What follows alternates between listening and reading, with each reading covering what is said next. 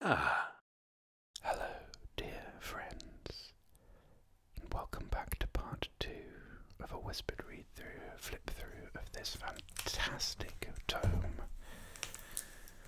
Great Diaries, the world's most remarkable diaries, journals, and notebooks and letters.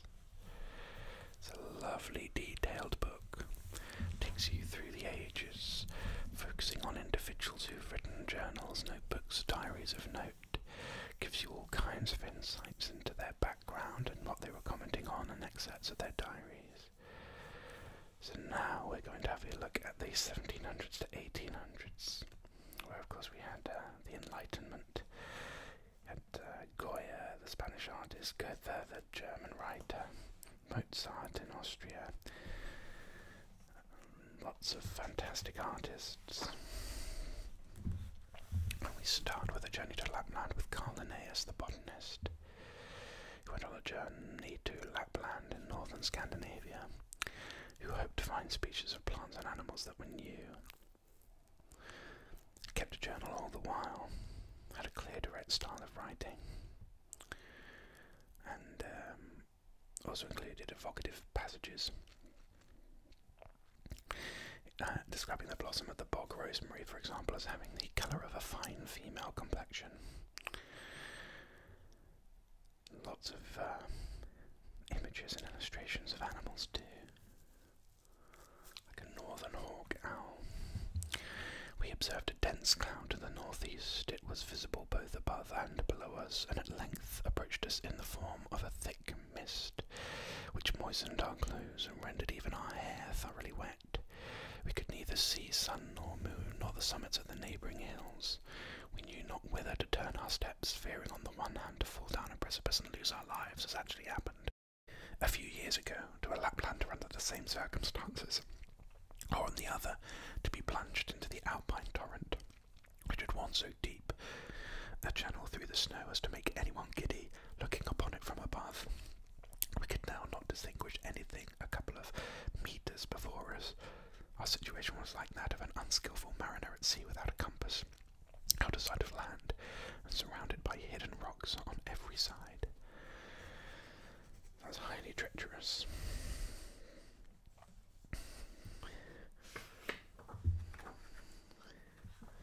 Wonderful illustrations.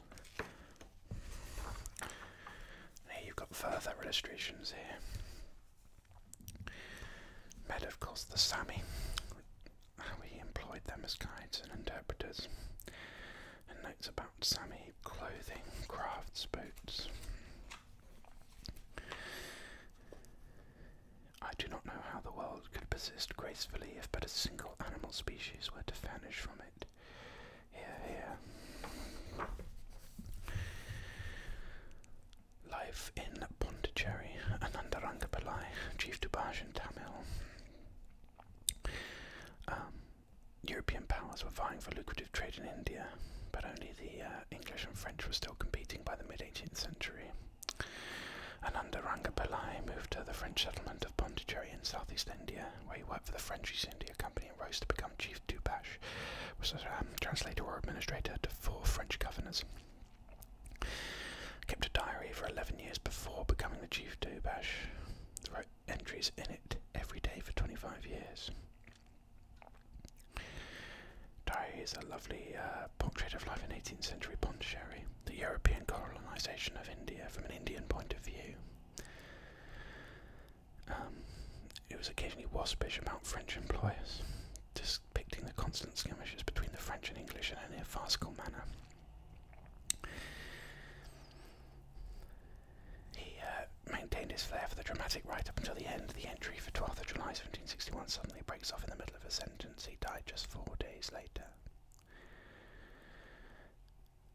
He wrote in his native Tamil. Look at that wonderful writing. One cannot understand what M. de la Bourdonnais means by writing one thing one day to the Council of Pondicherry and the next another as if he was joking, knowing as we do that there is generally concord and good understanding among Europeans, that they never disagree. We cannot see what he means by saying at one time that he has restored Madras and at another that he has not. The ways of European who used always to act in unison have apparently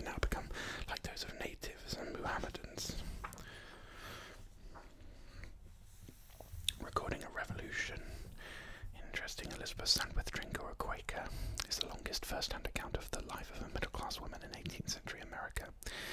Starts 2 years before her marriage to Henry, as a prosperous Philadelphian merchant, and a progress from a young mother to a grandmother. And, of course, is a gripping reporting of the American War of Independence, which paints a vivid picture of life during these turbulent times.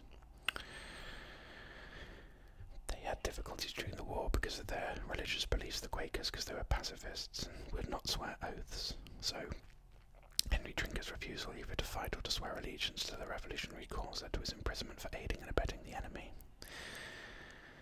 So Quakers often persecuted and attacked. Soldiers of both sides attempted to steal her property. Difficult, very difficult. She's a very keen observer. The sending off our friends is put off till 3 this afternoon. They find it difficult to procure wagons and men. My Henry breakfasted with us and then went to the lodge. I went there about 10 o'clock. The town is in great confusion at present. A great firing heard below. It is supposed the armies are engaged. It is also reported that several men of war are up the river. Sometime after dinner, Harry came in a hurry for his master's horse for a servant to ride, informed me that the wagons were waiting at the lodge to take our dear friends away. Most pages of the diary, like this one, are packed with different kinds of incident and include a wide range of jottings from lists of books that Trinker has read to Quaker meetings, or from her children's illnesses to her thoughts about the French Revolution. Trinker recorded a massive detail in handwriting that is clear but not very tidy. Her text also includes many abbreviations, as if she was writing very fast. We had near 70 panes of glass broken when they threw stones into the house, describing an anti-loyalist attack.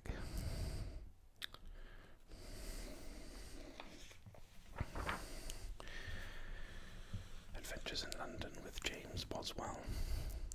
He was known mainly for the life of Samuel Johnson, one of the greatest biographies in the English language.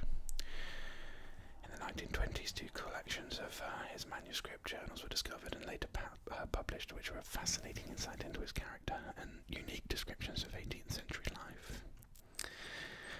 The most revealing was London, the London Journal, with pages crammed full of lively descriptions of writers, aristocrats, soldiers, politicians, shopkeepers, labourers and prostitutes.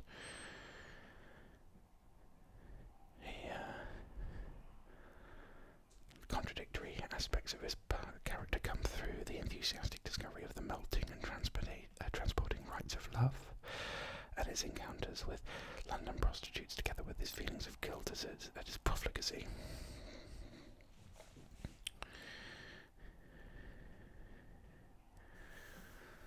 So, London is undoubtedly a place where men and manners may be seen to the greatest advantage. The liberty and the whim that reigns there occasions a variety of perfect and curious characters. Then the immense crowd and hurry and bustle of business and diversion, the great number of public places of entertainment, the noble churches and the superb buildings, agitate, amuse, and elevate the mind. Besides, the satisfaction of pursuing whatever plan is most agreeable without being known or looked at is very great. Here is his fateful meeting. The entry for 16th of May 1763 describes Boswell's first meeting with Samuel Johnson. Although it didn't start well, Johnson enjoyed the meeting, and the pair soon became firm friends. Boswell admired Johnson's knowledge and his expressive way with words, and he eventually wrote a biography about him. In the midst of divine service, I was laying plans for having women.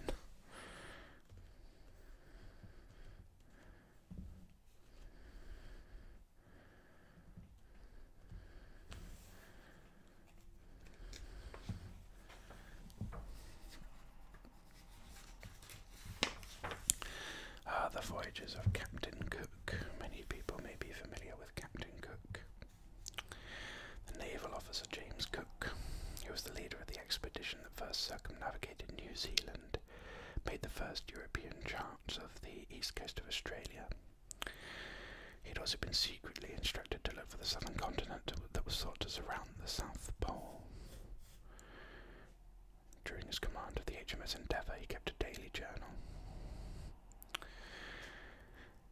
I think Endurance was the one that got frozen on the ice, wasn't it? And is still there to this day, I think.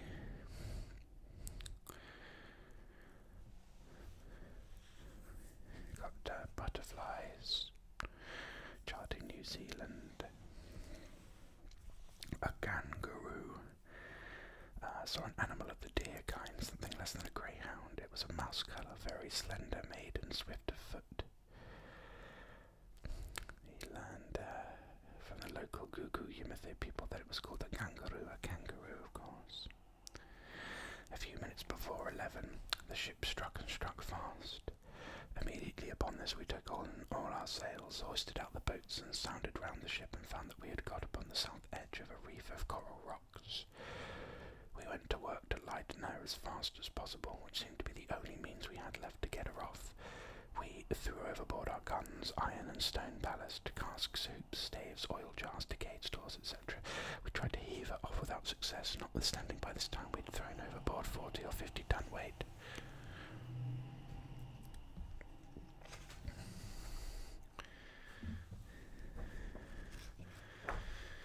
In detail here. Yes, the ship sailed further south than any ship had been before.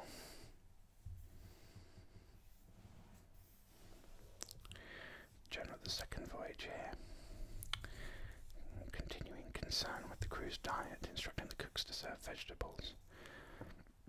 Beneficial in removing all manner of scurvy complaints.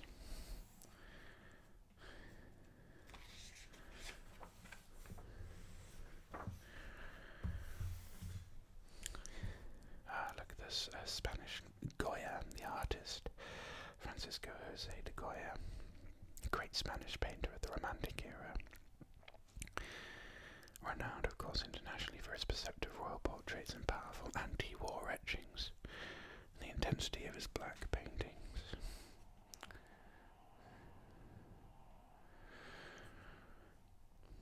He studied in fine arts in Parma in 1771, but the written parts are practical information, lists of places that he visited and paintings that impressed him.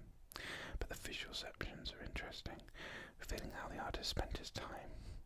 Drew copies of ancient classical sculptures such as the Farnese Hercules and the Belvedere Torso. Also kept a number of student figure studies drawn from live models, and a beautiful series of biblical scenes.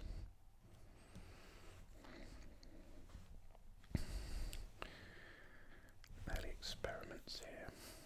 Traditionally, a river god was either portrayed as a reclining figure overturning a huge urn of water, or as a large mask-like face with a torrent of water rushing through its mouth. He appears to have been toying with the latter option in his Hannibal.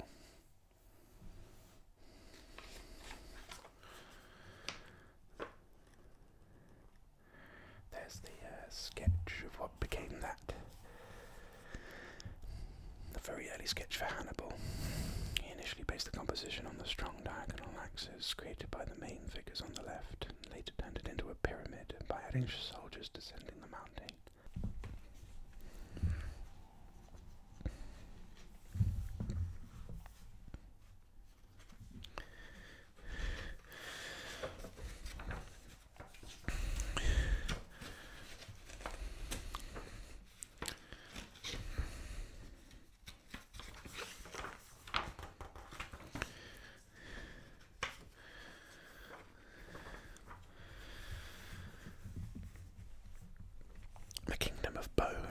Sultan Ahmed al-Salil, a ruler.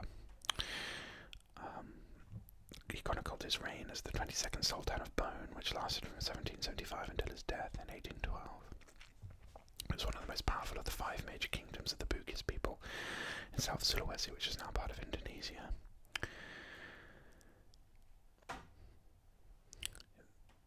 It starts on the 1st of January 1775, stating there is no God but God. Muhammad is his messenger. He was known for his religious learning.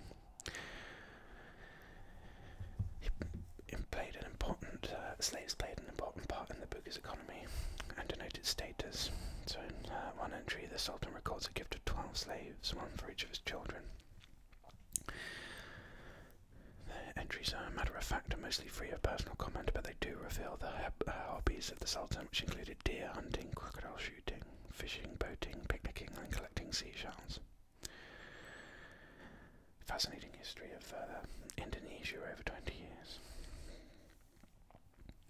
The king passed away and was posthumously named Madanuri Malamongang, he who lies at Malamongang. I was appointed with the confirmation of the people of Bone as the legitimate ruler, as the king wished, and I reside in the palace. Very direct writing.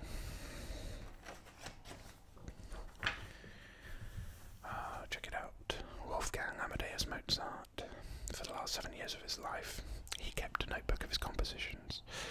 The record, which is now known as the thematic catalogue, is in a hardback book with a label on the front. Mozart wrote that he would include all of his works.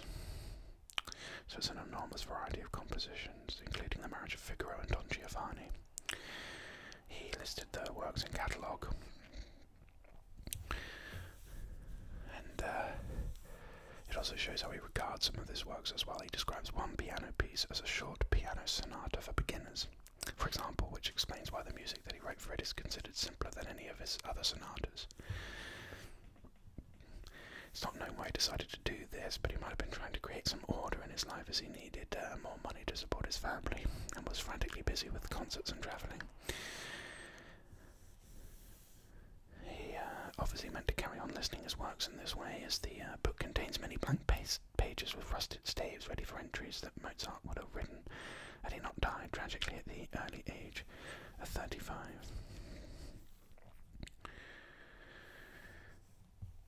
These 2 pages of the thematic catalogue cover the period from December 1785 to March 1786, during which Mozart completed a short opera, the Impresario, 2 piano concertos, and several pieces of the revised version of his opera Idomeneo.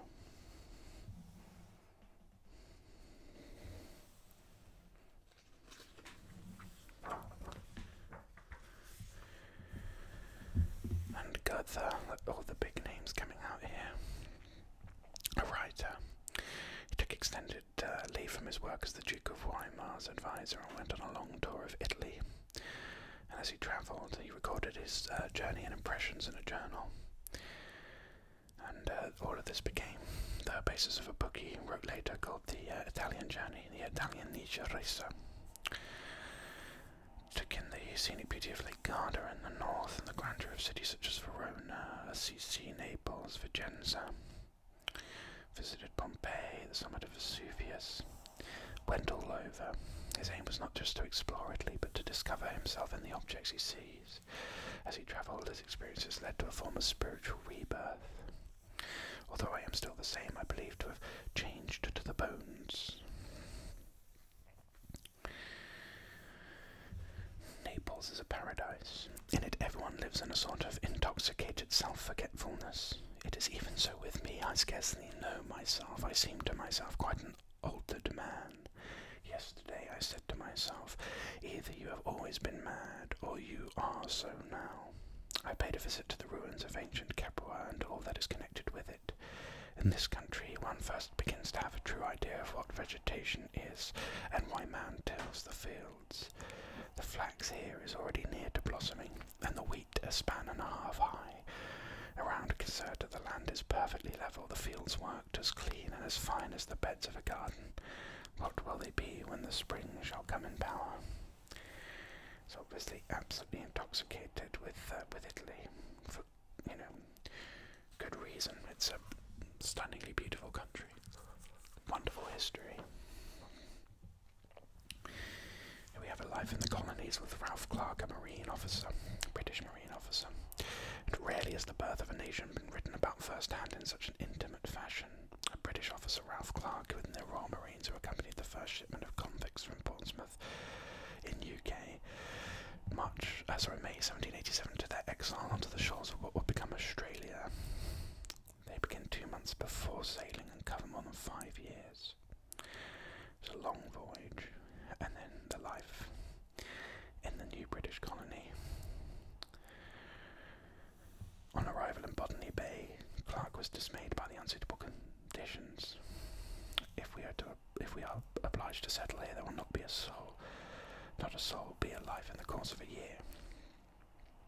A new site for settlement was chosen, Port Jackson, but life was brutal, food was scarce, so when 3 convicts were accused of stealing butter, peas and pork, Clark records that one received a sentence of 300 lashes while the other 2 were hung.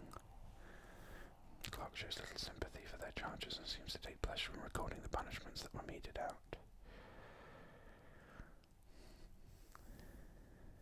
The first part of Clark's Diaries is addressed to the wife he left at home, Betsy Alicia Trevin, but she is scarcely mentioned in the second part. Both husband and wife died soon after Clark's return to England in 1791. Betsy's family preserved the diaries and they were later sold to the State Library of New South Wales. Got some sunshine coming through here, so I'm not sure how well you can see this, but Captain Shea shot another kangaroos, which had a young one, which he also brought in. The most extraordinary animal that I ever saw, for they have a pocket at the bottom of their belly where they carry their young in case of danger. The first I kill, I will have it stuffed and sent home to you, my dear beloved Alicia. How pleasant. Can you just draw a picture, please?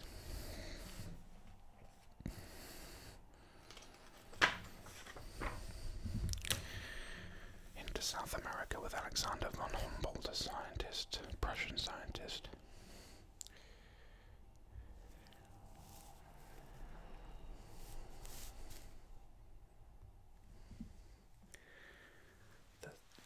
Is really starting to come in now, so I do apologise if your viewing experience is somewhat distorted by it. I think you can get the idea. I think in a way it acts as a nice little visual trigger. Nice little visual trigger there for the book. But Alexander von Humboldt was a visionary. His all-embracing interdisciplinary approach to science and the rigorous observations that he made on his travels gave him a holistic view of nature that paved the way for how people perceive the natural world today. So much of it provides a rich basis for researchers today. Has lots of adventures into nature, observations about the natural world and the hardships of people he meets, such as in the mines in colonial Mexico.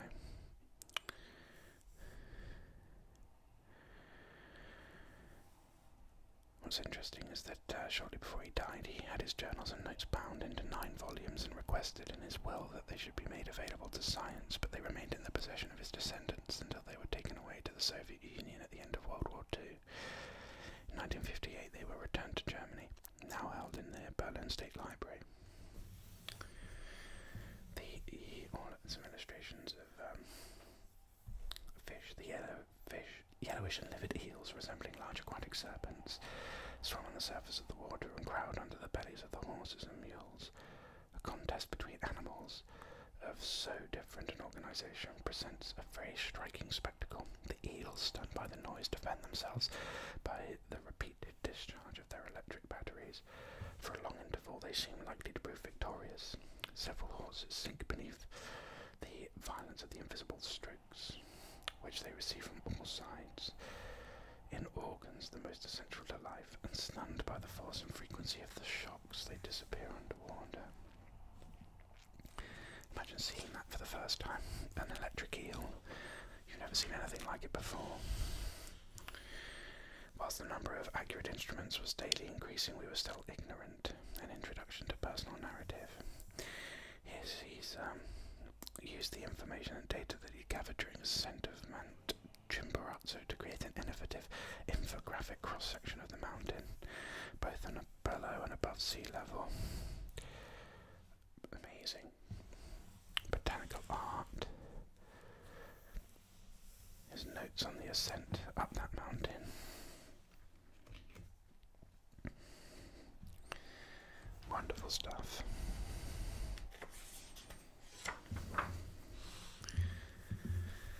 And a further directory here. is John Adams, of course, the second president of the United States. A diary of Fanny Burney, a novelist and playwright. Martha Ballard's diary, Geronimo's diaries, the last of the journals of Benjamin Banneker, a free black man who found tobacco outside Maryland. And that brings us on to Chapter 4, A Tighter Time, the Romantic Movement between 1800 and 1860, which dominated European culture in the 19th century. So here, of course, we'll have many famous diarists from this time, such as Dorothy Wordsworth, a diarist.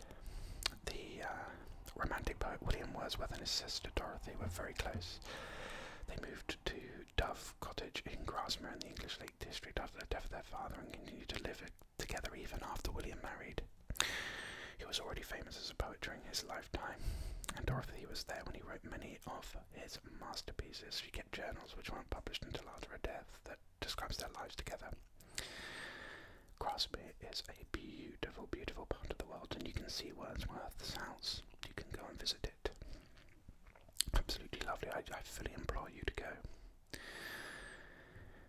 She also notes incidents that led to some of his most famous poems, such as the meeting with a beggar woman that inspired the beggars. She often watched her brother at work, describing how he wrote the poem to a butterfly at breakfast with his waistcoat unbuttoned as he concentrated on getting the words right. He records how he composed parts of his famous Immortality Ode. She was a unique eyewitness and contributed in her quiet way to the birth of English Romantic poetry. Grasmere looked so beautiful that my heart almost melted away. Yep, I feel you there, Dorothy. But as we went along, there were more and yet more daffodils close to the water, and at last under the boughs of the trees we saw that there was a long belt of them along the shore, about the breadth of a country of them along Turnpike Road. I never saw daffodils so beautiful. They grew among the mossy stones, about and about them. Some rested their heads upon these stones as on a pillow for weariness, and the rest tossed and reeled and danced, and seemed as if they verily laughed with the wind that blew upon them over the lake. They looked so gay, ever glancing, ever changing.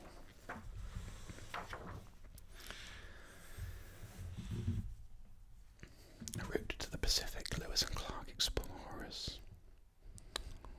Captain Meriwether Lewis was the personal assistant of President Thomas Jefferson. William Clark was a frontiersman. They led a pioneering scientific expedition across the uncharted wilderness of the American West in 1804 to 06. They'd been dispatched by Jefferson to explore the Louisiana Territory, which was land newly acquired from France. The Louisiana Purchase, I'm guessing. They had to find a navigable route through the Great Rock Mountains to the Pacific Ocean. They had to do a lot, mapping the Missouri River, indigenous tribes they met, fauna and flora of the new lands. They assembled a team of 30 men, known as the Corps of Discovery, and set out west along the Missouri River in Maine in 1804. It was long and arduous, and neither of them were particularly literate, but both of them were keen observers. They eventually reached the Pacific in 1805 with the aid of a French-Canadian trapper who acted as a translator, his Native American wife, and the tribes that they met along the way. They travelled 8,000 miles in the mouth of the Missouri River to the mouth of the Columbia River on the northern Pacific coast. It was a pivotal moment in American history. My ears were saluted with the agreeable sound of a fall of water, and advancing a little further I saw the spray arise above the plain like a column of smoke. I did not, however, lose my direction to this point, which soon began to make a roaring too tremendous to be mistaken for any cause short of the great falls of the Missouri. I hurried down the hill, which was about 200 feet high and difficult of access, to gaze on this sublimely grand spectacle. Immediately at the cascade, the river is about 300 yards wide, a small heathen sheet of water falling over a precipice of at least 80 feet. The remaining part of about 200 yards forms the grandest sight I ever beheld. The first sight of the great falls of the Missouri. Can't imagine just being the first people to see these things and you never even had them explained to you before. Mind-blowing. Here in detail is some their journey.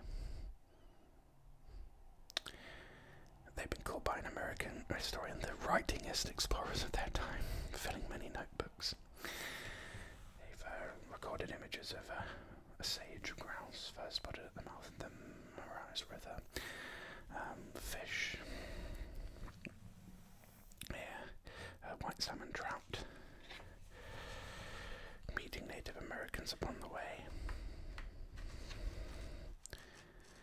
When the expedition met a new tribe, they would parade in uniform and demonstrate an air gun. Then request to meet the chief and offer gifts. This usually helped to establish friendly relations, but not always. The Teton Sioux, for example, realized the Americans were competing with them for control of trade in the region.